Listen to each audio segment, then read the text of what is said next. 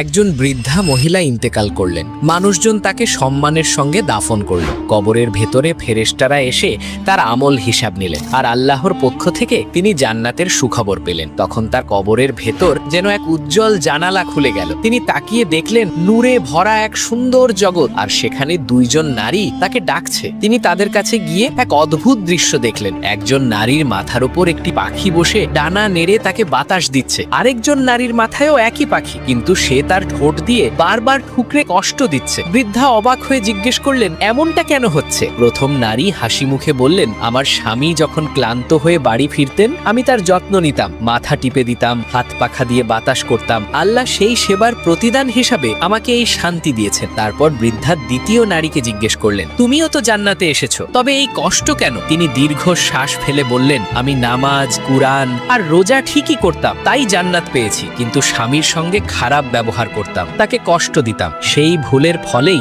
আজ এই শাস্তি ভোগ করছি।